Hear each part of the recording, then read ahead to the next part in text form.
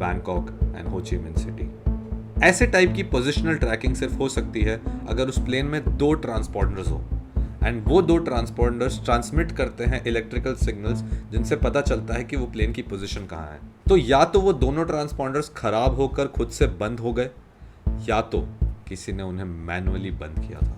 Flight MH370 को contact करने के सारे अटेम्प्ट्स अनसक्सेसफुल होते हैं, एंड अपना बीजिंग का शेड्यूल टाइम ऑफ अराइवल कुछ 4 घंटे बाद मिस करने के बाद MH370 को डिक्लेयर कर दिया जाता है as a missing flight. And इसी से शुरू होने वाला था the most expensive search effort in aviation history, the vanishing of flight MH370। Initially flight MH370 का जो सर्च एरिया था ढूंढने का, वो उन्होंने रखा था जहां पर ट्रांसपॉन्डर्स ने रिस्पॉन्ड करना बंद किया था। लेकिन एक चीज़ उन्हें जो नहीं पता थी वो हमें पता चली थी मिलिट्री ट्रांसपॉन्डर्स से। Long range military radar depend करता है रिफ्लेक्टेंस पे, एंड उसकी मदद से हमें एक एडिशनल इंफॉर्मेशन मिली कि जब फ्लाइट MH370 गायब हुई थी सारे रेडार सिस्टम से, उसके बाद फ्लाइट MH370 ने हल्का सा एक राइट टर्न लिया था एंड एक पूरा लेफ्ट टर्न लिया था over the Malaysian peninsula, and Penang island से राइट लेकर वो सीधा गए थे। एंड सीधा जाने के कुछ टाइम बाद फ्लाइट MH370 उस रेडार से भी गायब हो गई।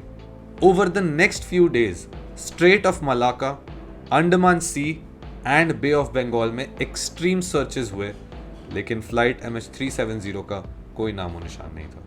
इन्वेस्टिगेटर्स ने फ्लाइट 370 के सैटेलाइट कम्युनिकेशंस को इन्वेस्टिगेट करना स्टार्ट किया।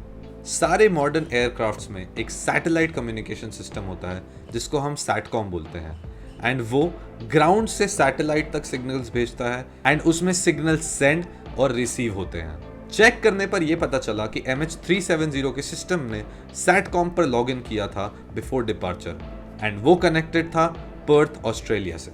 एंड उस स्टेशन में रिपोर्ट थी जितने भी सैटेलाइट कम्युनिकेशंस हुए थे बिटवीन पर्थ ऑस्ट्रेलिया वाला स्टेशन एंड फ्लाइट 370। सब कुछ सही था until the flight was over the South China Sea, and जब वो वैनिश हुई एंड वो यू टर्न लेकर पेन्यांग आइलैंड से राइट गई, उस टाइम पर सारे कनेक्शंस टूट गए सैटेलाइट के विद द पर्थ स्टेशन।